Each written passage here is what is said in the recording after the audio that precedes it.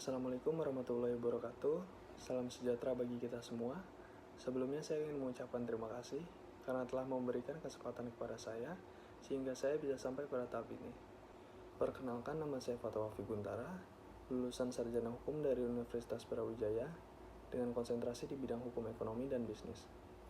Saya memiliki pengalaman magang di kantor hukum, di mana saya berpengalaman dalam legal research, penyusunan dokumen hukum, mengadvokasi klien, memberikan pendapat hukum, serta menganalisis suatu kasus.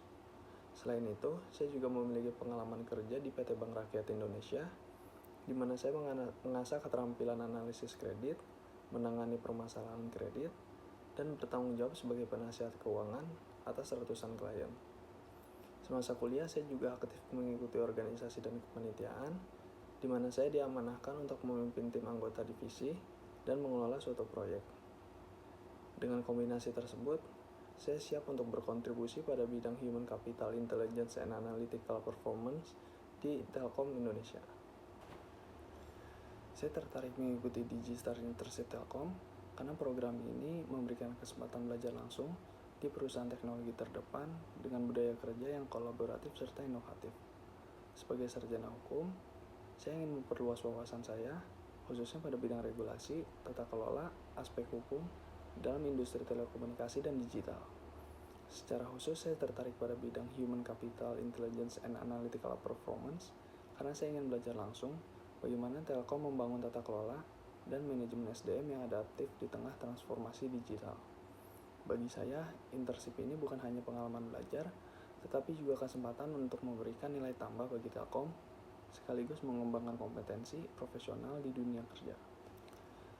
Saat ini, saya sedang fokus untuk mengembangkan kompetensi melalui kursus online seperti bahasa Inggris dan Mandarin, serta membaca artikel hukum terbaru. Selain itu, saya aktif mencari kegiatan seperti berwirausaha, sekaligus aktif mempersiapkan diri untuk memasuki dunia kerja. Saya juga tetap meluangkan waktu untuk menganalisis isu-isu hukum yang relevan dengan perkembangan digital.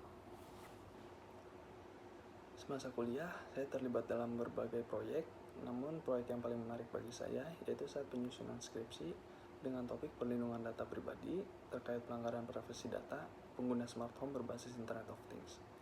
Proyek ini saya kerjakan kurang lebih selama 6 bulan, di mana peran saya tentu sebagai peneliti utama, di mana saya menyusun kerangka penelitian, melakukan legal research terhadap peraturan nasional maupun internasional, serta menganalisis kasus nyata yang relevan.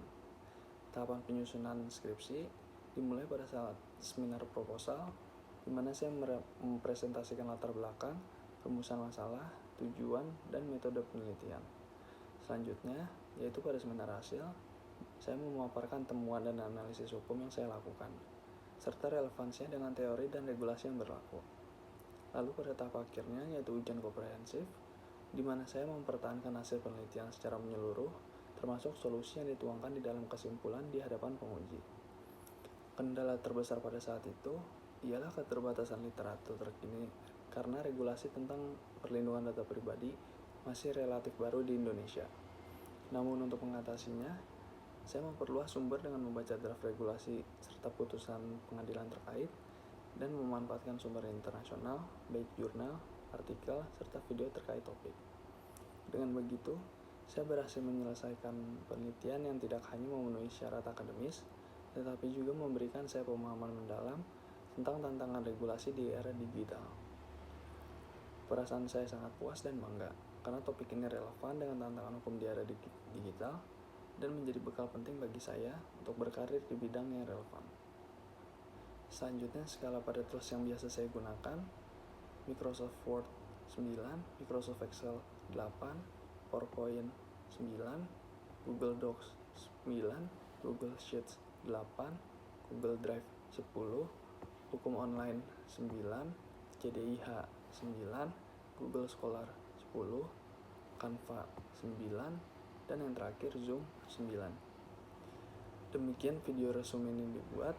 Besar harapan saya agar dapat berkontribusi dan berkolaborasi secara langsung untuk mendukung pertumbuhan Telkom. Terima kasih atas waktu dan perhatiannya. Assalamualaikum warahmatullahi wabarakatuh.